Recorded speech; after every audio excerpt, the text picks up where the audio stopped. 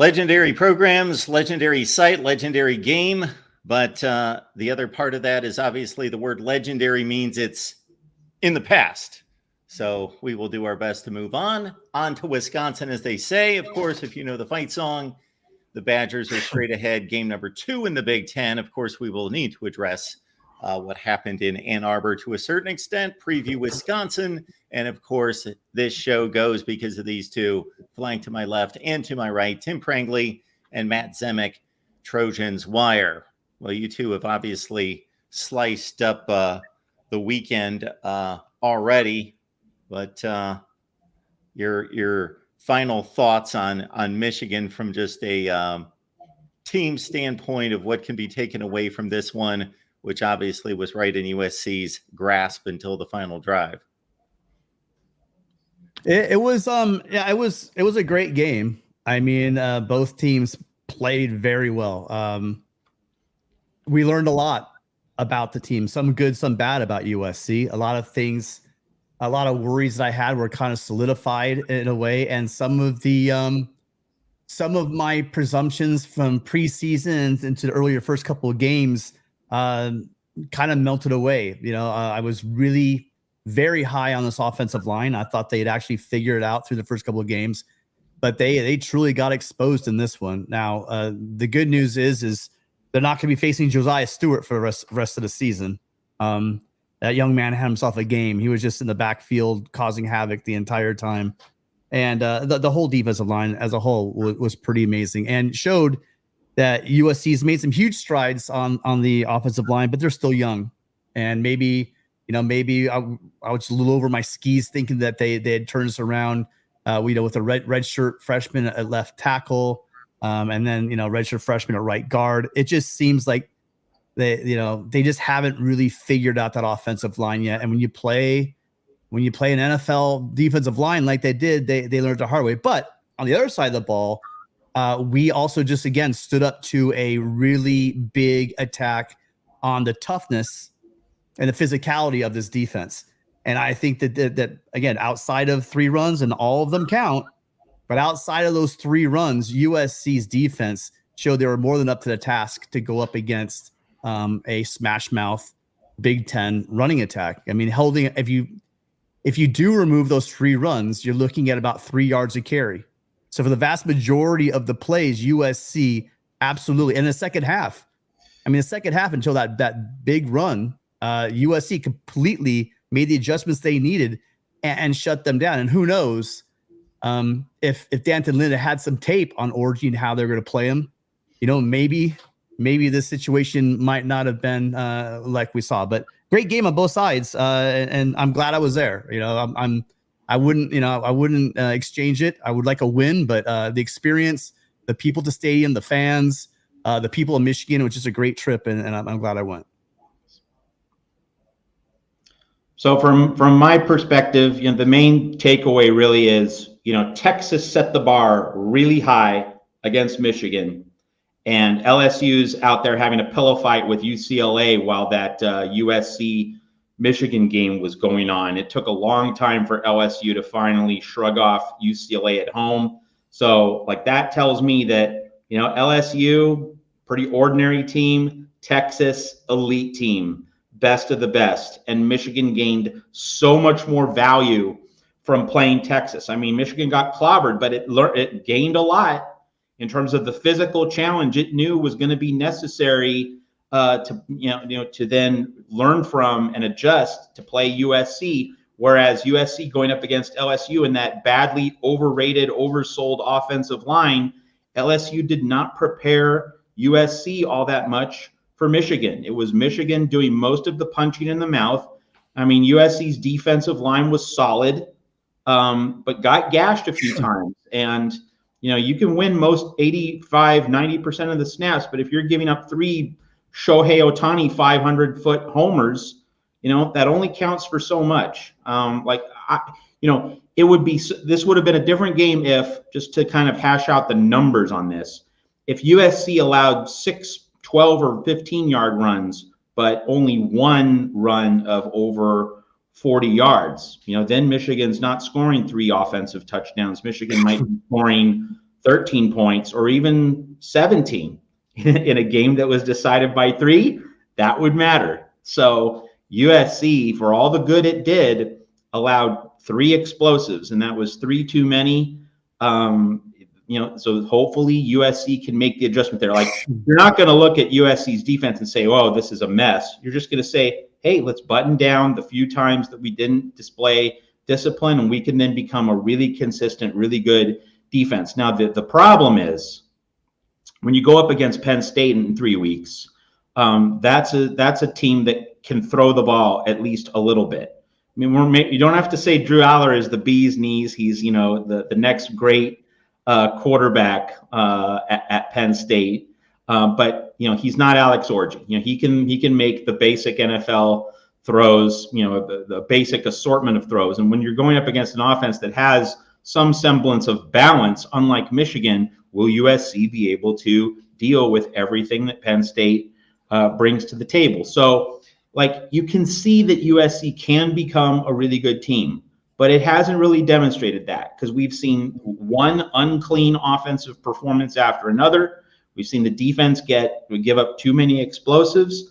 So there's just a lot to clean up, and I can see all the pieces coming together, but there's certainly no guarantee that it's going to happen. And most of all, we need to see Josh Henson really raise his game coaching that offensive line. And I've written a Trojans Wire already, and I'm going to be interested to see what our Wisconsin analyst and guest has to say coming up. But I'm on record. I wrote this at Trojans Wire. Elijah Page needs to not start this game, and Tobias Raymond does need to start this game, because those 2 moves on the offensive line in the third quarter are what generated USC's best performance. And if we really value a culture of competition, the way Pete Carroll did, always compete, fight on forever, etc., you got to reward the results. You got to reward the guys who are doing it on the field. So Tobias Raymond in, Elijah Page out. I'd like to see that as the starting offensive line combination. We'll see what Josh Henson does, and we'll see if USC can basically get this ship in order, not only against Wisconsin, but if the Trojans can build these next 2 weeks before that October 12 game against Penn State, which could be the defining game of the season at this point. I look at the 3 explosives you discussed about, Matt. In the first half, it looked like there was some great blocking on the very first one, and it was just a well-executed play. But on the other one, it looked like there was a gap that wasn't filled. That was questionable. I don't know exactly what the assignment was. But when you look at the last run, and again, I'm going to be very clear about this. Anyone that watched that second half, USC completely shut down what Michigan was doing. They didn't have a single first down until they had that run. They had about 19 yards in that half. And a guy who has really caught my eye this whole season in Kamari Ramsey, who is probably the surest tackler on this team, has made a number of amazing plays, including against some really good athletes at LSU, just completely whiffed on a tackle, which would have stopped the play for about maybe 8 to 10 yards. And so if you're that razor close to a win on the road, the Big House, completely dominating and shutting down, they were running the crap out of the ball. But then USC figured out, again, this game's about adjustments. And in the second half, USC made those adjustments. It was in hand. The win was really there. Make that tackle, and that's part of the game, tackling. And the one thing that I'm not worried about, as I am worried about the offensive line, but I'm not worried about this defense. I'm not worried about the tackling. And let Drew Aller come with a balanced offense. I'd like to see it, because the issue we're going to have is, I still stand by, our secondary is the strength of this team. Linebackers led by, Eric Gentry. EG's been all over the place. This guy has just been truly amazing. I believe he leads. Did I hear right? He leads the Big Ten in tackles. I can't remember. He came off that game just dominant. The way he stripped that ball and recovered it, simply amazing. The level of dominance in the second half by USC was phenomenal. And I'm not as excited about the exchanges they made on the offensive line, because if you look at that second shovel pass, Mason Murphy allowed. It was Moore, I believe. It wasn't Josiah Stewart. Moore to come inside. That was the one thing he couldn't do. If he had routed him outside, that shovel pass was there. All I saw was a bunch of green and Jonah Monheim out in front with a lot of room to run. But because he got beat inside and more came in, disrupting the shovel pass, the play got blown up. And I saw that Mason Murphy, not fair. You move him, he plays right tackle, and also you shove him over at left, you move the other side, expect him to go against that pass rush. It was a lot to cover. I'm not sure if that's the fix that you think it is, because I think Tobias Raymond came in great, played well, but I don't think that's going to be the winning rotation. And it'll be interesting to see what that offensive line looks like, because right now I know we're not going to face a defensive line like that probably the rest of the year, but I do have some serious questions about their ability to pass protect, because it's been there. It was there at the LSU game. There were times during the Utah State game where the pass protection was questionably shaky. I don't think that they have the answer on that offensive line, but even with all of the mistakes that they had, the game was in hand. And again, a play here, a play there, it might have turned out differently. So I think that my big mistake is not relaying how good the defense was. Also, one thing we talked about, difference between Texas playing and USC playing Michigan, I don't know. I think it might have been a little bit, I'm not certain about this, but I think the outcome would have been drastically different if USC had gone up against Davis Warren as the quarterback in that game. I think USC would have feasted on that. So comparing the two games, I know that Texas is just, they've been stockpiling linemen for ages. They are the superior team. They are better, but it's not like, I don't think the score differential is the difference between USC and that next level of elite teams. I think USC's knocking on that door. They're there. They figure out this offensive line. I think that sky is still the limit. And with one loss, they're easily still in the hunt for a playoff. That's my take on the whole thing. Well, I made the statement earlier today on Michigan Podcast with obviously the other team in mind and what they need to do to be a contender this season, with one obvious wart on their entire team's situation. But what is the likelihood that a team that has absolutely zero ability to throw the ball, that is sitting 88 yards from the end zone with about 2:45 left in the game, is going to be able to run down the field to win it? And obviously they didn't win it and drive down the field with 10, 6, 14, 4, 18, 65. And I was even surprised that Michigan was able to run it in from the 17, because even after that run, they were sitting at the 17-yard line. And I thought, I don't think they can run the ball in the end zone from here. They've got too far to go. I made the statement a number of times this week, and people were all over me that USC probably won 80% of the plays of this game. But I would love to go back, and I certainly can go to the box score and say, okay, play one, who won this play? Who won this play based on situation, and just who flat out won the play?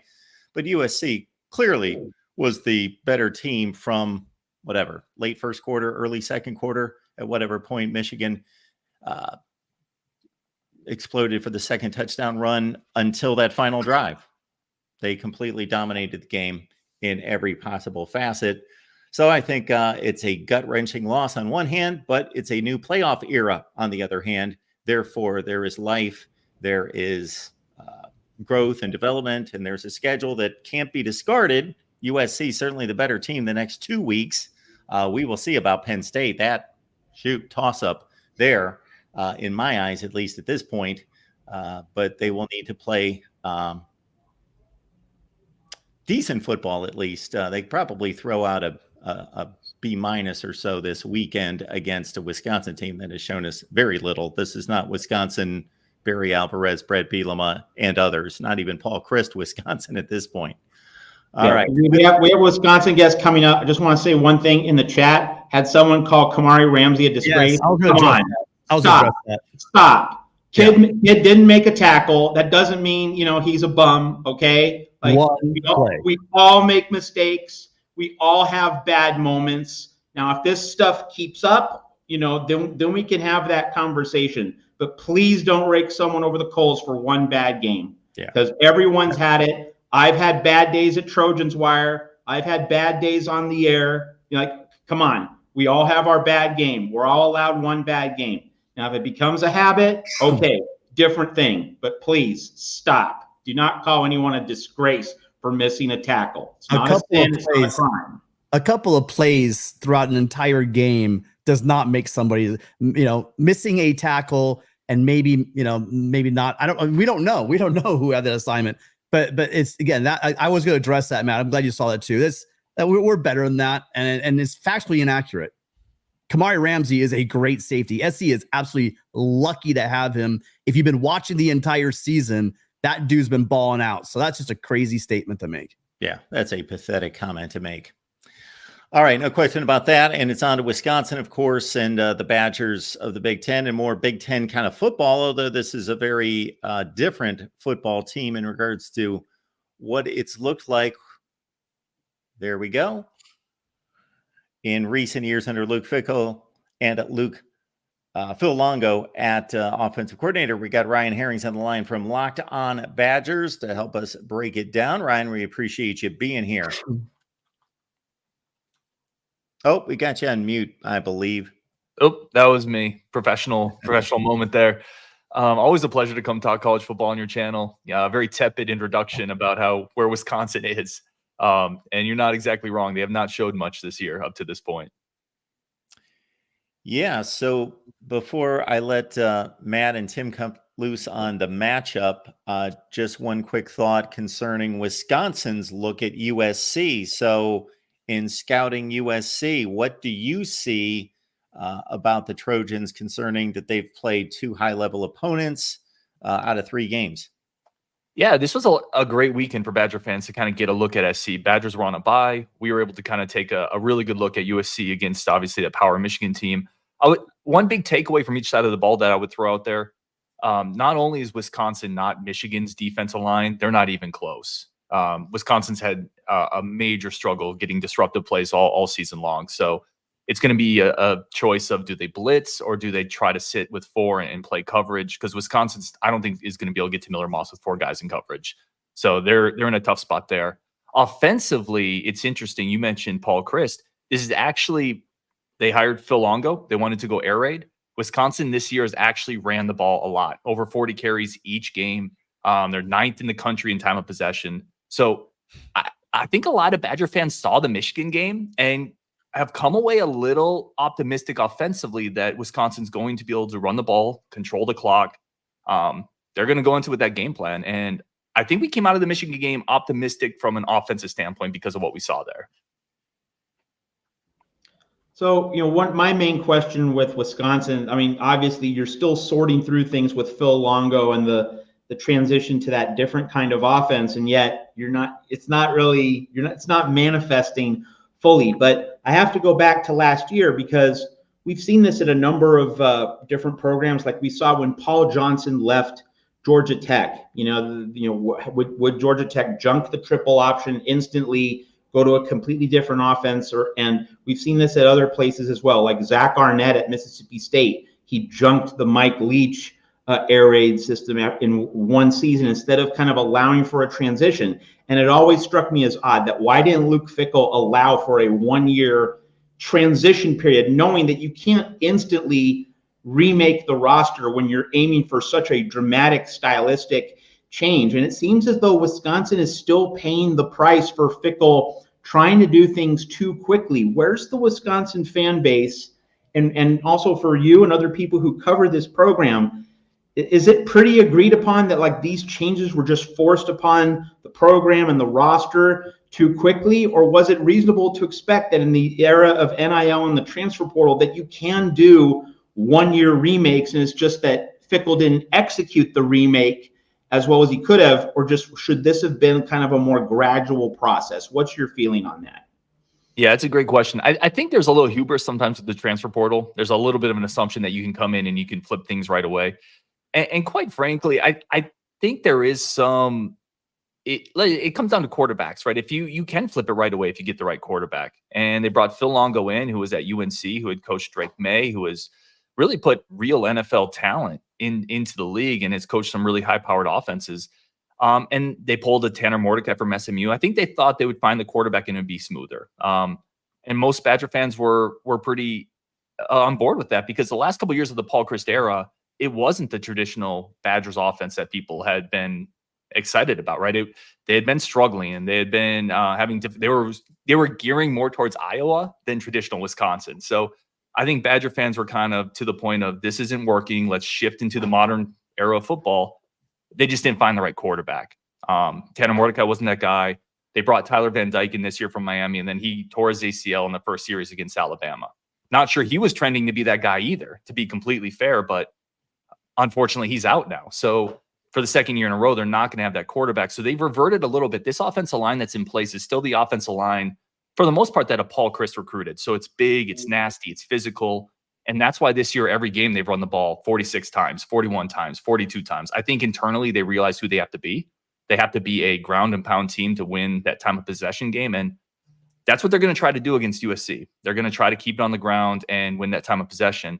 To a larger point, I don't know if they stylistically made a mistake going too quickly to this new offense. I just don't think they hit on the quarterback.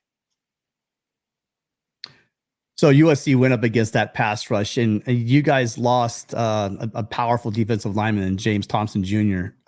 What have you guys done to replace him? And a big part of this is going to be the reason why Michigan, like, we're cracking our offensive line, but our offensive line held up pretty good against LSU for the most part, and we're dominant against lesser competition. What have you guys done to replace him, and how successful you think you'll be in replicating what Michigan was able to do? Not at all. Nothing. To answer your first question, how successful have we been in replacing James Thompson Jr., who was our top defensive lineman, was lost before the season with an upper body injury? We've been not successful. It was already a spot on the team that was very lacking in depth and impact players. And on top of that, then you lose your best guy there. It's the weakness of the team. It's a unit without elite NFL talent. It's a unit without depth. Teams have been able to run the ball against Wisconsin. Wisconsin has not been able to generate a pass rush. And that's what I've told Badger fans who are coming out of the Michigan USC game optimistic for what the Badgers can do offensively, which I think is true. But the Badgers cannot replicate what Michigan did defensively at all. There's nothing they can do that's going to replicate what those dudes on that Michigan defensive line can do. That's an elite defensive line, and Wisconsin's not even a mid-tier Big Ten defensive line. So Moss is going to have time. Or it's either this, Moss is going to have time, or defensive coordinator Mike Tressel is going to have to dial up some exotic blitzes. And Moss has been pretty good against the blitz. Like, he understands where to go with the ball. He sees that coming. I think it puts Wisconsin in a really tough spot. And I'm kind of curious from your perspective, if Wisconsin does just try to play conservatively, is Moss going to get a little reckless, maybe try to force something? Is Lincoln Riley going to stay patient? Because I think Wisconsin, and they've done it this year quite a bit, is just, we're not getting to the quarterback. We're going to play cloud coverage and make you nickel and dime it down the field. Well, I think you saw this is really what Utah State tried to do. I'm not saying your defense is obviously going to be a step up from Utah State, but he has shown patience. Just, he was throwing to McCree over the top, the linebackers, in between the linebackers and the safeties. He's really got that throw down, and you saw USC really able to run. So yeah, if you're gonna go in that class, if you're gonna drop guys, I think USC, whereas they struggled against that Michigan pass rush in pass defense, they actually had some success running to the outside. And I was kind of curious why they did not try to run to the perimeter a little bit more in the game against Michigan. But I look, if you do run that, got kind of a defense, I think they will be patient. I think they will run the ball. And I think they may be successful doing it. This is possibly. Go ahead. I was just going to throw in, while we were on the subject earlier of the offensive philosophy, that does this holistically work at Wisconsin anyway, regardless of what you try to do with personnel and try to bring players in, based on where you're located in the country? And I know that it's a different day and age with NIL and with the transfer portal, but the high school football recruiting is still the lifeblood, or should be, of any program. I don't see, I want to see the first example of a team that's able to live off of it and succeed, that really is the route to go, and to be a team that's going to play, even though I think weather is completely overrated. I always go against that argument, but if it's a factor anywhere, it's at Wisconsin more than anywhere, practically anywhere in the country, especially that plays at a place that has the expectations. And then, of course, just again, the type of player that's in that region of the country to be able to transform that to the kind of offense and then compete seems like a difficult stretch. Yeah, I think it can. I think it's a valid question, but I think it can work. You hit on the weather thing. Most games in Madison, even if it gets a little cold, the weather's okay. And we've seen teams like Purdue have success throwing around in the Big Ten, going back to some of the quarterbacks and receiver combos they've had. So I think it can work. It's going to be more of a power spread. They're going to want to still run the ball. Longo's always wanted to run the ball. Luke Fickell's always wanted to run the ball. I apologize. My dog snuck downstairs. But yeah, I think it can work. Again, I think it really comes back to they got to find the quarterback. And up to this point, Longo hasn't been able to do that at Wisconsin. It's only been 2 years. Oh, my goodness gracious. But the big answer, I think it can work if they can find the quarterback. But it's got to get better on the edges as well. Wisconsin's not there. You look at USC and the receiving talent. Wisconsin still has some issues there on the boundaries. They don't have an elite boundary receiver. They have a really good slot receiver in Will Pauling that you guys are going to see. But the talent on the edges needs to get better. The quarterback needs to get better. But ultimately, I think it can work. I think Luke Fickell is a sharp coach. He understands what he's trying to do there. And it's still going to be a spread passing game, but it's going to be based around the run. So I think as long as you don't abandon that power run concept in Madison, you can make just about anything else around it work. All right. Now, one of the things that we were talking about earlier on the show tonight, Ryan, I don't know if you heard us, but talked about how Michigan really seemed to derive a lot of value from playing Texas, and that really seemed to prepare Michigan well for USC, much more than what USC did against LSU prepared the Trojans for Michigan. Like, Michigan got a lot more value. You played Alabama. So what do you think you learned against Alabama? And do you think that the physical nature of Alabama, but also the speed on the edges, how do you think Alabama's attributes prepare Wisconsin and kind of raise the bar, giving the Badgers a better chance to compete for 60 minutes with USC? Yeah, it's a great question. There are things you can take out of the Bama game. Now, Bama beat Wisconsin 42-10. So there are limits to what you can take from that, I think. Wisconsin's offensive line actually held up really well against Bama's front. That was probably the best part of that game. Wisconsin opened up some running lanes early in the game when it was still a little bit in doubt. Wisconsin went on a 17-play touchdown march right down the field to make it 28-10 against Alabama, against that number one defense. They still have the ability to do that, to go on long, tedious marches that just kind of take the heart and soul out of a defense. And if you can do that against Bama, when Bama is still playing in the first half, you can do that against just about anybody in the country. And that's been the Badgers' third or fourth 15-plus play drive this year. One of the reasons they're ninth nationally in time of possession. So they showed even against a team geared up against, and that was against the number 2 quarterback. That was after Van Dyke went out. That was with Bama putting 8-9 in the box.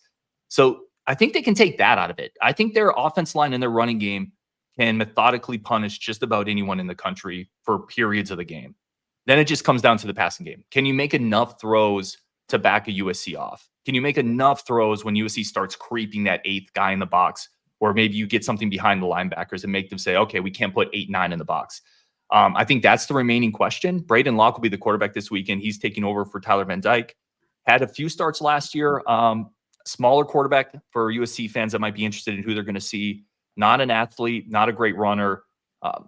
Mostly he knows the playbook really well. Quick decisions, point guard type of quarterback. Distribute the ball, find different receivers. I think you're going to see some RPO action, not with Braden Locke running, but with Braden Locke kind of seeing if they're going to crash down. If so, he's going to hit the slant. It's going to be that type of offense for Wisconsin. But yeah, I think from the Alabama game, you get a sense that the offensive line in this running game can compete at a pretty high level if the other parts of the team are there. And so who are the playmakers that we should be looking for on the offense? So when we see Wisconsin line up on offense and he's distributing the ball, who's the guy you want the ball in their hands for a majority of the targets or handoffs? Yeah, it's not a long list, unfortunately for Badger fans. But Will Pauling is a guy that you're absolutely going to see a lot. He's got 29 targets this year for the Badgers. That's the guy who far and away leads the team in targets. He leads the team in catches, had 74 receptions last year. Really explosive player, north and south. Undersized, but tough, physical, will go over the middle, will take a hit, hold onto the ball. And then when he catches it, he embodies that Kyle Shanahan type of mentality, get north-south immediately, north-south quick. So Will Pauling's there you're going to see a lot of. The running game, You're going to see Ches Malusi, Tyree Walker. It's more of a running back by committee, though. It's not that traditional great Wisconsin running back. You're not going to see a Monte Ball type talent there. More running back by committee. Good backs, not great. Will Pauling's the receiver. Bryson Green, Oklahoma State transfer, is more of our big-bodied guy. You're going to see some of him. And then a young player that Badger fans are still waiting to break out is Trechka Kahuna. I'm curious, coming out of the bye week, if they're able to get him some looks. Coming into camp, coming into this year, a lot of hype, a lot of buzz. The type of guy we're going to get in space. He's going to be explosive. So I'll see it coming out of bye week. That might be someone to take a look at. But really, it's Will Pauling is the guy to key on, and then it's going to be running back by committee for Wisconsin. A lot of Trojan fans would probably want to hear from you about CJ Williams, who transferred from USC last year to Wisconsin, a local product. It seems like he's not there quite there in the depth chart. What have you seen from him? Maybe in the spring or into the early season. Yeah, a lot of Badger fans would like to hear about CJ Williams too. He was an incredibly hyped get for Wisconsin. That first year portal guy for Luke Fickell. He's had troubles catching the ball. Unfortunately, he's already had a drop this year that's kind of kept him off the field. He's behind Bryson Green on that boundary spot. He's a guy that Wisconsin had high hopes for. It just physically, he's had trouble separate. I think the physicality in the Big Ten is a little different. People can all talk about how much you want to make of that. I think year one, it was a bit of an adjustment for him. In year two, he's had some troubles catching the ball, unfortunately. Another guy coming over, Tackett Curtis, is another one that's come over from USC. And then obviously this is an Alex Grinch revenge game. So I don't know how much we want to make. We were going to get there, but we were easing. I was easing into this thing, but if you want to rip the Band-Aid off, we can go there. But I was going to take this thing easy as we went up the line of the names. But go ahead. Yeah. So listen, Tackett Curtis, I'll tell you this, and you guys are obviously familiar with Tackett Curtis. That's one of my favorite high school films of all time to watch. Right, coming out of Manny High School, the Badgers were in on that recruitment. He came over in the offseason as well. And the last 2 weeks, he started getting reps. And honestly, he has looked really good. I know there were some issues at USC. There was also some injury issues, battling through some stuff in the offseason. He still was recovering a little bit in the spring. He's starting to come on. You're going to see a role for Tackett Curtis in this game, more so than CJ Williams. He's really been earning reps. And honestly, Wisconsin returned a trio of inside linebackers. Tackett's kind of jumping them. So you're going to see some interesting stuff with him, physical sideline to sideline. He's getting healthy finally, and we're seeing some of those physical traits that we saw in high school. Alex Grinch, I don't know, he's not our DC. He's a safeties coach. So, right. I think in terms, I know a lot of Badger fans are curious, what kind of advantage can Grinch give the Badgers this week in game prep? Maybe a little bit. I always think those things are a little overrated. But it probably, I'm sure it doesn't hurt. I'm sure they're asking him a few things, but it's a different quarterback. It's different playmakers on both sides. So I don't think there's a ton there. I'll say our safeties have looked fine, but he's not calling plays for us. So I know that was a sore spot for y'all last year. So, obviously one really big plot point, not just for this game, but just for the Big Ten in general. And I'm sure you've discussed it plenty at Locked On Badgers in the offseason. But now it really comes into focus with Wisconsin playing USC. And of course, pretty soon we're going to have Oregon playing Ohio State as well. It's that push and pull between the Pac-12 refugees and the old guard in the Big Ten. And what's going to be the push and pull in terms of how the two groups of teams, the two clusters of teams influence and affect each other in terms of their playing style, in terms of their overall approach, in terms of their philosophy. What have been the main talking points that you've been diving into and that you think might be at work in this game with Wisconsin and USC in terms of that Big Ten, traditional Big Ten mentality versus the things that USC is carrying over from the Pac-12? Yeah, I think some of the talking points I think are a little overblown, but I do think there is an element of, at least from a traditional Big Ten fan, you watch that Michigan USC game, and there is an element of, welcome to the Big Ten. He won a game throwing the ball for 32 yards. We've been watching this for 15 years. This is football for us. I'm in Iowa. I watch Iowa every year doing this. So I think Big Ten fans felt vindicated. It's probably the wrong word, but nationally, there's always been kind of that's really ugly football. Like, that's not going to work in other places. So I think nationally, Big Ten fans feel a certain type of way when, and USC's a powerhouse. USC's an absolute blue blood. I've always said that. Like, y'all coming to the conference raises the profile 100%. So it is kind of nice to see a blue blood come into the conference and then lose to a team that threw the ball for 32 yards. It feels a little vindicating. It's very similar to us when Nebraska came into the conference. They came in as coming off that Big 12 championship game. They were going to come in and kind of dominate. In that first year, Wisconsin ran for like 5,000 yards on them, right? There is an element of physicality in the Big Ten that I do think is real, and I do think takes a little bit of getting used to. So that element's there. And then the other one I would just talk about is the excitement. I talked to a bunch of Badger fans who are flying out to the Coliseum, people who live out there, Badger alumni in the West Coast. Yeah. And they're just so excited. I mean, even with iffy first 3 games for the Badgers, like, we get to go see Wisconsin play at USC in the Coliseum. This is incredible. I know that place is going to be sold out. I know it's going to be rocking. So there's just an element of, like, this is why we love college football, to get matchups like Wisconsin, USC. And for Wisconsin, then that's a really cool thing, because USC they are one of the traditional powerhouses. So to have that interconference matchup now, to me, it's a really cool thing. Yeah, I'd be surprised if any of SC's home games the rest of the year. 2 of them already are sold out. I would be surprised with the games outside of probably the Rutgers game. That's got a late Friday night game. That's going to be a hard sell.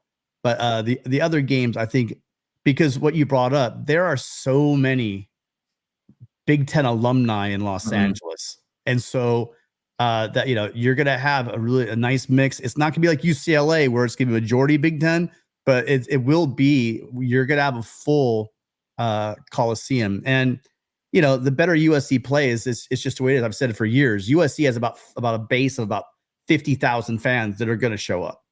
But then when they're winning, that's when you load up on the extra 30, 40,000 fans. Add in, again, a strong fan bases in the Big Ten that have been out here on the West Coast for a long time. They would love to see their Badgers, love to see Penn State, Ohio State, Michigan next year when they come out. There will be packed Coliseums going forward. Mm-hmm. And I can't wait to be a part of that. Like, I can't make it this year, but like, I can't wait to come out there for a game. Obviously, you guys can probably buy me a beer or show me a place to get one. Absolutely. That's a given. Yes. Ryan, I hate realignment for the most part. However, because of what has just been mentioned here, this is the part that you love, because it's been a bit stale in the Big Ten, with basically, hate to say it to you and other people that root for Big Ten Western Division teams, they've been fodder 10 consecutive years in the championship game for the East winner. And so basically people are looking at 3 games a year. Ohio State, Michigan, Penn State play each other. What happens there decides the conference. And now, to get all these fresh matchups is just, love it. Phenomenal. And we got our first taste of it, and it was glorious last Saturday. Switching back to the football, you mentioned Monte Ball. That's what people think of nationally when they think Wisconsin football. NFL offensive lines that weren't necessarily always the highest recruited guys, but that developed, became just mammoth, just beasts up front, and then the great tailback, or many times a collection of them. You mentioned that Nebraska championship game. Man, they went about 3 deep, that Wisconsin team, in regards to great tailbacks. But I think just as much front 7 on defense, and how good Wisconsin's been defensively for years and years and years and years, especially in the front 7. And is it just a coincidence that when Jim Leonard left, it seems like the front 7 left with him? What happened to that front 7 on defense? Yeah, that is a great question, because lost in all the running back tradition of Wisconsin is the linebackers, right? It's the Watts, it's the Van Ginkel and TJ Edwards, and I mean, there's NFL dudes all over us. Leo Chanel for the Chiefs that were Badgers linebackers. Some of it was recruiting, and recruiting was really one of the big downfalls at the end for Paul Chryst. It's one of the reasons, aside from on-field performance getting a little stale, he didn't have a recruiting department for 9 months in an era where teams have 9 people in the recruiting department. They have a GM and a front office guy and a transfer portal guy. Paul Chryst just didn't staff that spot. So recruiting at the end of it really fell off. And then some of it is just you switch coaching staffs. There's a little more turnover there than I think people expected. It takes a little bit longer than I think people hope to get it going again. But I think it's a combination of that recruiting at the end of the Paul Chryst era, and those players would be the juniors and seniors on this team right now, right? Those would be the guys that would be that upperclassman front seven. Those last couple classes with Paul Chryst just didn't pan out. So when Luke Fickell got in here, there was a talent vacuum at the top of this roster. His first couple classes have been pretty good, but they're freshmen. You know, they're redshirt freshmen now. So ideally, in a couple years, we get back to that. But at this very moment, they tried to hit the portal to address it. They brought in 5 linebackers in last year's portal cycle. A little early to tell how that's going to quite hit yet, but it's just right now there's a talent vacuum, and you hit the nail on the head. The Badgers haven't been able to reload in that spot, unfortunately.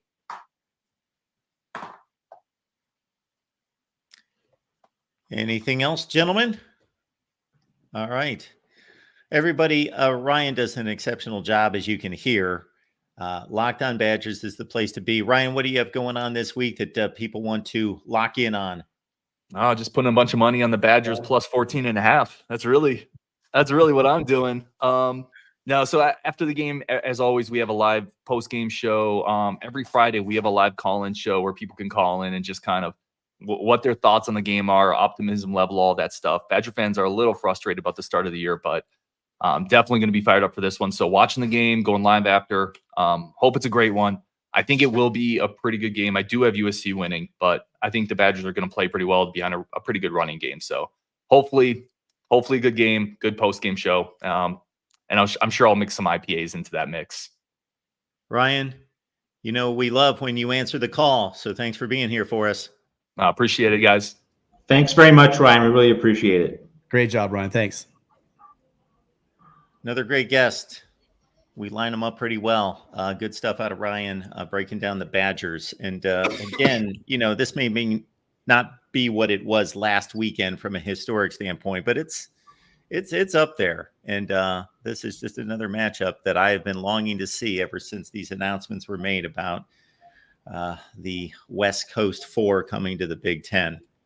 Well, and let's keep in mind, 1963 Rose Bowl, Ron Vanderkellen throwing to future Wisconsin athletic director Pat Richter, trying to make that comeback, but falling short. Like, that's one of the 2006 Rose Bowl is the game most USC fans regard as the greatest college football game ever played, the greatest game that USC's been involved in. But the 1963 Rose Bowl, we should not overlook that in the discussion of college football's greatest games. John McKay's first national title at USC, and that was against Wisconsin. So, worth mentioning in the build-up to Saturday's kickoff. And if I'm not mistaken, the only time I can remember these two schools getting together during my football fandom was a Clay Helton special at the Holiday Bowl, with Wisconsin winning as they were not a substantial underdog, but they were a slight underdog in the game.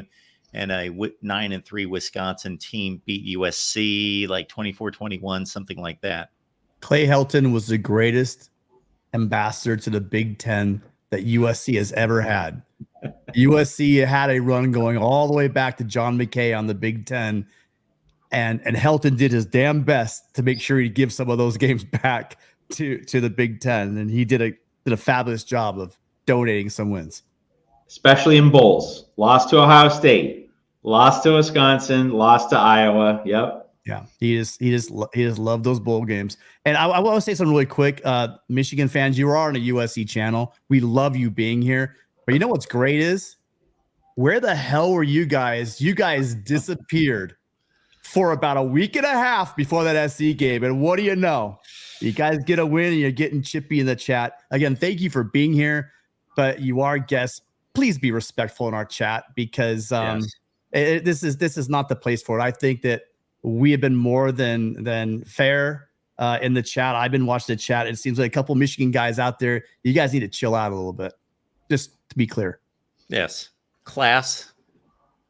Add that word to your vocabulary and your daily approach to life would be good. We have a super chat, Mark. Speaking of class, let's go ahead and cover this one. Yeah, let's do this. We got Brian. Thanks for being here. Brian, Michigan, told USC, this ain't the soft Pac-12, bub. Oh, and by the way, Michigan, 27 quarterback pressures, no holds. So quit crying and accept you lost to no quarterback. Brian's a Michigan man. That's obvious. He calls all the time. And he's a knowledgeable guy, but a bit biased here. Yeah. Literally, if I wanted to, I shot. So what we do is the USA Today photographers get all the glory boys. They get the wide receivers, they get the quarterbacks, they get the running backs a lot. I'm shooting a lot of the line play. And Brian, if I had the time right now, I could show you just tons. You're watching 2 holds on one play right here. So nobody's crying. Michigan came up with the plays to win the game. Congratulations to Michigan's team for that. But I'll tell you, I wish the fans on the internet were like the fans I met in Ann Arbor, because I had nothing negative to say about any of those fans. But like I said, Brian, where were you for a week and a half? And if you want to try to pretend like your team wasn't holding, like it was on sale at Macy's, dude, go ahead and pretend, because I literally could not believe the officiating. I'm not going to blame the officiating. Even with all of that stuff that was going on that game, USC just needed to make a tackle, and we're not talking here right now. So talk, crow all you want right now and just walk around like your team handled USC. But the short story is even your touchdown run, it's all over Twitter. The dude, and by the way, Michigan guys, you keep pointing the fact that he had a club over his hand. That's why he did the chokehold. You don't need to grab with your hand to have a holding. Look up the rules, guys. That was one of the more, you guys, I don't know about if you've seen it, Matt, or if you've seen it, Mark. Not that play. Just simply amazing that a play of that magnitude literally in the hole the guy runs through, where Anthony Lucas is getting bear hugged with 2 arms and pulled back, was not called. That game definitely should have gone to overtime. But Brian, I wasn't going to talk about it. I was going to take the high road. But if you want to come in after being absent for 2 weeks and start talking smack and saying there were no holds, I'm not even going to talk about the blindside block. That was a cheap shot as hell.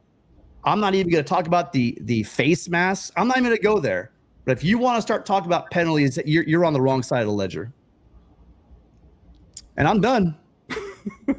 Well, I got to say, the comment that I find amusing after not just this game, all sorts of games that we critique and analyze here on the USC channel at the Voice of College Football, and I do on a daily basis over on the main channel, is just basically shut up. The final score is the final score, and shut up, and that's the end of the game. And why are you going through all this? And I appreciate like 13,000 people watched my analysis of this game afterward. But basically, if we're just going to take the final score and throw it in the record books and move on to next week, then why are we doing any of this?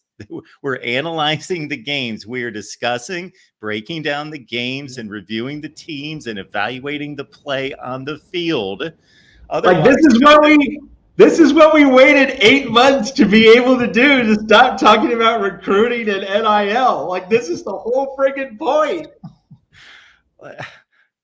I am going to go through the play-by-play and take context and the consideration of what I love about the QBR statistic, for example, rather than the passer rating, is that the passer rating doesn't take context and game situation into, oh, you completed an 8-yard pass, you completed an 8-yard pass. It doesn't take into context, oh, it was 4th and 13. That's an unsuccessful play. So what's great about the QBR? So I'm going to go through this game play by play, because I made the statement over and over and over, and maybe I should have included, I meant to, that at a certain point in the first or early second quarter, USC won at least 80% of the plays after that point up until the final drive. And I have no dog in the fight. I simply was watching this game, just marveling at the play, the contrast of styles. I thought it was all beautiful. USC, Michigan, the helmets on the field, the CBS production, I thought was excellent. There, for a football fan who had no stake in the game, this was tremendous. But I got to say, once they walked onto the field after Eric Gentry punched out the play on Donovan Edwards and USC scored to take the lead, and then Michigan went out there for the final drive, I was kind of like, I want USC just to wrap it up right here and get the W, is where my rooting interest went on the final drive. Before that, I simply had no emotion toward the game whatsoever, except this is a great football game. After the second down they play, had, Mark. Wish they had. On the second down play before the third down run, the Michigan fans were literally booing. I'm assuming they're booing Sharon Moore. I hope they weren't booing their team. And you had fans piling out of Michigan Stadium. So just FYI, kind of like the guys that are now talking smack in our chat were piling out of our chat for about a week and a half when they thought they were going to get smoked. And then all of a sudden they have their players play a great game and make some plays. And now they're in here talking like their team dominated USC. I mean, I think you guys need to settle down. And on the flip side of this, folks, understand that Tim is swamped at work. He's got so many assignments and so many things going on, and he just traveled cross country back and forth and doesn't feel great tonight. You can probably at times see that he's struggling a bit, but he wanted to be here for the discussion after the game. So he's a stand-up guy. He's here, and he loves the football discussion. And hey, I would, if I were a Michigan fan, not back down from the discussion from the standpoint that, hey, I can acknowledge we've got a lot of issues. I can acknowledge that USC looked great from the second quarter until the final drive of the game. I can acknowledge where we fell short in regards to the performance on the field. But hey, we won the game. Yes, be proud that you won a huge game and be proud that your team came through when probably 80% of the nation thought USC was going to win this game, but still just have some reason and common sense and logic concerning the evaluation of the play on the field. Anybody that's ever been on message boards for a SC Notre Dame game, it's just so toxic. But then you go to South Bend and you're around Notre Dame fans in South Bend. It's one of the most pleasant experiences in the world. And the same thing happened to me going into Ann Arbor this weekend. Just from the gas station, I was wearing my SC hat, from the gas station to the parking lot. I parked at Pioneer High School, and there's tailgates going on all over the place. Trojans, and I saw tons of Trojans tailgating with Wolverines. It was a great experience. And to come back and see some of the comments in the chat, it just solidifies my point that usually the internet gets the least, sometimes gets the least of your fans' opinions. So I'm going to leave it there for the rest of the day. Yeah, well, there's something, and we can learn this in other areas of life as well, when you can actually interact with people and see that, hey, they wear different colors than I do, but they're probably rooting for that particular school because they just happen to be born and grow up in a different part of the country than I was. But we just share this love for our school and our team and the game of college football. And we're going to fight like hell for the next 3.5 hours in a football sense. But we can respect each other and have a good time. Yeah. In terms of other things from the Michigan game that need to be talked about, Tim and I, obviously, we covered some ground on our Sunday night show, basically our post-game show. Tim had some cell phone service problems, like it just wasn't feasible to do a show from the stadium. Just the connection didn't work. So we did a show Sunday night, and we talked about some things. For anyone who missed that show Sunday night, want to retrace a few things. And obviously, people are upset at Lincoln Riley for how he handled the USC drive with 5 of 10 left in the game. Most people think that he should have run the ball more, and people are going to discuss that until the cows come home. My main point on that is, if you have the ball with 5 minutes left, and of course now in college football we have the 2-minute warning, the mindset for any elite program and any elite coach should not be run the ball 3 times and punt. That's right. It should be get a first down. That's right. That should be the mindset. And so Lincoln Riley didn't do a good job, but he didn't do a good job because he didn't call plays that gave USC the best possible chance to get a first down. Now Tim talked about the shovel pass that wasn't blocked well, and like it could have worked, but 2 shovel passes.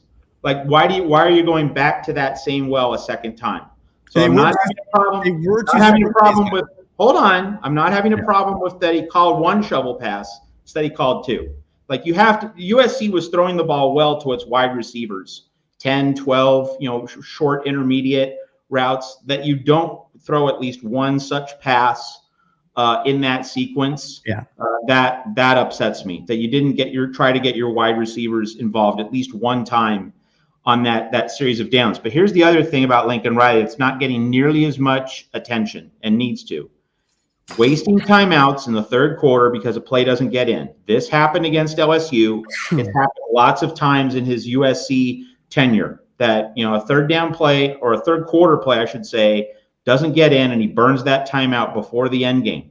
Look, unless it's third or fourth and inches on a must score touchdown drive, it is not worth burning that timeout in the third quarter. You save those poker chips for the end. And we saw how much 40 seconds could have benefited USC at the very end. USC could have benefited a ton from having that extra timeout and saving 40 seconds at the very end. You save those for the end.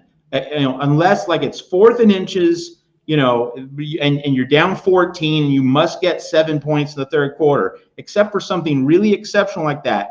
And this is not just a Lincoln Riley thing. Coaches generally need to restrain themselves from burning that timeout. 5 yards on like a 2nd and 7, 3rd and 4. Like the timeout is not worth the 5-yard penalty in the third quarter. And Lincoln Riley does not understand that. And someone needs to slap him upside the head and give him some real knowledge there. So there are a lot of things where Lincoln Riley has not been professional, and he needs to clean it up. Okay, so I'll play devil's advocate on that one. Was USC moving the ball really well in that game, in your opinion, Matt? Were we just scoring? In the third quarter. USC was in plus a yardage situation. It was a critical third. It was a third down. It was third and manageable as well. Taking that 5-yard penalty, the problem with USC is there was no pass protection. So you can't throw those medium to long pass plays because they need time to develop. However, if it's third and manageable, then you can. I'm thinking on that is the points are important in this game. It's third down. We're in plus yardage. We need to score here.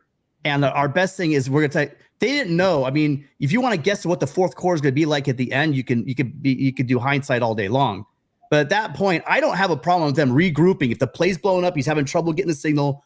They have a look they don't like. It's an important third down. I don't have a problem with timeout there. It worked out that it bit him in the ass, but at that point, it might be the prudent play, in my opinion, Matt. I mean, you're entitled to your opinion. The second part is the funny thing was the second shovel pass that you're upset about was the one that was going to be. Go back, anyone. I challenge anybody. Go look at that play. They show it from behind. If Mason Murphy steers that guy outside, he's running. He's definitely getting a first down. So I have to disagree on both points, to be honest with you. I don't see as agrees. I certainly don't want people slapping Lincoln Riley upside the head. I think there's one thing I am not metaphor. I'm not gonna question, and I won't. And I kind of roll my eyes at anybody. I have mad respect for you, Matt, when it comes to football. But anybody out thinking Lincoln Riley, he did say he regretted that series of calls. But if we're gonna sit here and play again, Monday morning quarterback and look at what happened later on in the game, that's fine. I think on both those things, I see your point about the timeouts. In general, I agree with you. I think specifically in that game, under those circumstances, I do think points were at a premium. And to waste a drive when things weren't right and just take the 5-yard penalty, that's probably a difference between a legitimate shot at a first down and not getting a first down, in my opinion. Trojan Conquest comes your way each and every Tuesday night, 10 p.m. Eastern Time, 7 p.m. where it counts on the West Coast, of course. And we're here again every Tuesday. Matt and Tim take your calls on Fridays. And Matt alluded to last week's show, or the wrap-up show, actually, after the game on Sunday. And if you didn't check it out, I took it all in. And it was a great conversation that Tim and Matt had with all of you. So don't miss the Friday show, of course, the call-in show that we do here at the Voice of College Football with Matt and with Tim. There are memberships to the channel, folks. You get the choice cuts with Matt and I sitting down for 30 minutes per topic. We've got about 17 of those released, so please check out those. Also, yes, thank you for that, John. Completely slipped my mind, even though it's sitting right in front of me. To be released on October 29th, Disputed National Champions, your college football's historical 1990s reset. And we will talk more about that as the date looms, but you can get that on Amazon starting October 29th. Thank you for the reminder, John. Congratulations, Mark. Thank you. Awesome. Was a labor of love, that's for sure. Talking college football history, as you well know. All right, guys. Anything else we need to clean up from Ann Arbor or looking ahead to the Badgers? No, I'm looking forward to a home game. I'm not going to lie. I love being at the game, but that travel, I'm not flying a charter flight. Like I went on the go visit the family cheap route. And that really kicked my ass. I'll tell you what, travel. If football teams in the old Pac-12 had to travel like I did, yeah, then I could see it being a problem. But hopping on a charter flight, landing there, going to a hotel, I don't think that's much of a problem for these kids. We do have a couple super chats we need to hit. My bad here. Our buddy Adam checking in as usual. Adam, we so much appreciate you. Number one, Orgy is an utter disgrace, and Sharon keeping him as the starter is shocking. Number two, USC's offensive line was dominated. Number three, we need more depth at running back. Fourth, we need to improve the run defense. And number five, Rutgers is going to challenge us. Okay. Tim, go ahead.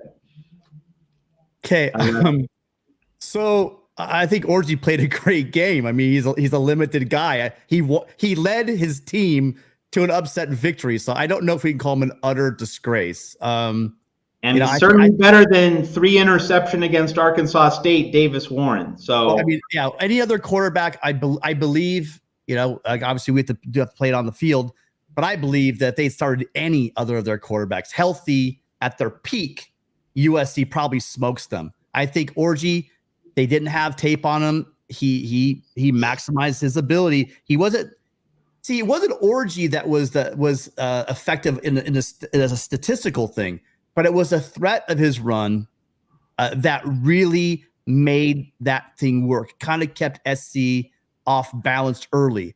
They figured that out, and that's why I talked to some of the Michigan guys. I talked to TJ, and I said it was like in some DMs, and I said, you guys are going to have to sort out the quarterback situation, because now that there's film on that, it's not just USC that can shut it down. There will be other teams that are talented that are going to shut down the offense. They're going to need that they're going to have to develop some kind of a pass play, because they've shown that they can run. I mean, USC's run defense.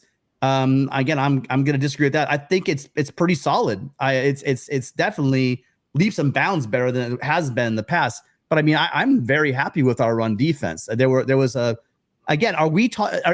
anyone here? If either one of those guys make that tackle, is anyone saying that our run defense is bad? And the answer is going to be no. We're not. We're looking at 3 plays that count, and they count on the scoreboard, but questionable blocking as well. You can't do anything about that. But I think overall USC's run defense was solid. O-line was dominated, but again, we're not going to face a line like that the rest of the year. We won't face an opponent on the road. I mean, anyone that said that the Big House is Michigan Stadium is quiet. I mean, I don't know if it's that loud for every game, but I'll tell you what, that last drive USC had the ball was among, not really, but it's up there with some of the louder stadiums I've ever heard in my life. They were really into it. So, Matt, your thoughts? So USC's O-line was dominated. Well, hey, again, here's the thing for USC's season as a whole. Should be able to handle Wisconsin even without playing their best football. Should be able to handle Minnesota even without playing their best football. Can Josh Henson get this offensive line to an elite level for Penn State? That's the season right now. That's the ball game. That's the big picture. Josh Henson has 3 weeks to get this thing fixed. Like USC's offensive line can be, ordinary, ho-hum, so-so. and still manage against these next two opponents. But Penn State's going to require elite performance from the offensive line. So Josh Henson has 3 weeks. That's what I'm going to say about the offensive line. Depth at running back, like, hey, Woody Marks, we have not talked about that play. He runs down Grant from behind, strips the ball away. Like, that was, George Teague against Lamar Thomas in the 1993 Sugar Bowl, Miami, Alabama. Just an epic, epic play. And it's really unfortunate USC didn't win, because we would be framing that play. Kind of the way the Barry Krause, Alabama stuff of Penn State in the 1979 Sugar Bowl. That play is framed everywhere in Tuscaloosa. This play would have been framed everywhere in Los Angeles if USC had won. But Woody Marks, when I wrote my USC report card at Trojans Wire, he's the only guy who got a straight A from me. Like, that was just an epic play. Guy gave everything he had. So with Marks and Joyner, I think, Adam, USC's in a really good spot at running back. We need the offensive line to block for them, and we need the offensive line to enable everything to come together. Need to improve run defense? Well, yeah, like just don't give up 50-yard plays and you're good. Like, everything else was fine. Like, in 85, 90% of the snaps were fine. Just don't give up the explosives. So, just like, that's fixable, and that's very realistic and attainable for USC. Okay, Rutgers is going to challenge us. Short week? Yeah, after a road trip to Maryland, probably so. But if USC's offensive line is up to the job, then that's going to happen. Now, want to say one other thing. Not to beat a dead horse. I'm going to do something very specific here. I'm not going to criticize people who called Kamari Ramsey a disgrace. Just want to educate some folks here. All right, the word disgrace, right? That's for Bernie Madoff. That's for Jeffrey Dahmer. That's for Teddy Kaczynski. That's for, like, the people, the villains who should live in infamy. All right. Disgrace. That is a weighty word. Also abomination. Like, that is for the Bible. That's for, like, the worst biblical sins that have been committed in human history. Those are heavy words. Okay. Yeah. Not criticizing here. This is just education here at the Voice of College Football, or the voice of Merriam-Webster, maybe. There are certain words that carry a certain extra weight and stain. We can find much more moderate words to describe those things. Kamari Ramsey, appallingly bad form, okay? Terrible technique, bad situational discipline, all right? Like, we can dress him down without using, Book of Job words, or just like talking about it as though he committed the worst biblical sin, like he slaughtered 10,000 innocents, all right, or that he defrauded millions of elderly widows. That's disgrace. When you destroy lives. He missed a friggin' tackle, and he should have made it, but he missed a friggin' tackle. Disgrace is when you destroy a population, you ruin a whole community. That's disgrace. That's abomination. Again, not criticizing education, which we value at USC. And Moosh, you sent me a bunch of pictures, and I'm sorry. I mean, hands it wouldn't be face masks. That would have been a hands to the face. And at best case, you're looking at offsetting penalties, and they got to rerun that play. And this time, you don't get to hold Lucas, and he's probably going to smash your fullback. Also. I forgot my points. I'm covering that one. Oh, you talked about Woody Marks. I missed the picture. I'm dying that I did. It was out of focus. Early in the game, Woody Marks, there was a throw by Miller Moss, but I thought there was no way Woody's going to catch it. He reaches down by his ankle, one-handed, and pulls it up and in.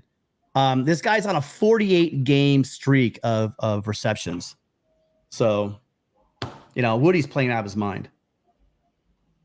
Absolutely. I was super impressed. I made the comment a couple of weeks ago that he didn't do anything at Mississippi State that stood out to me. I knew he was a good player. If you start in the SEC and you go out to USC and you're in line as the number one running back, obviously you can play, but nothing that stood out to me. But yeah, that play aside, that was stellar against Kenneth Grant. Just his duties as a running back and a pass receiver. Yeah. Exceptional game out of Woody Marks. Absolutely.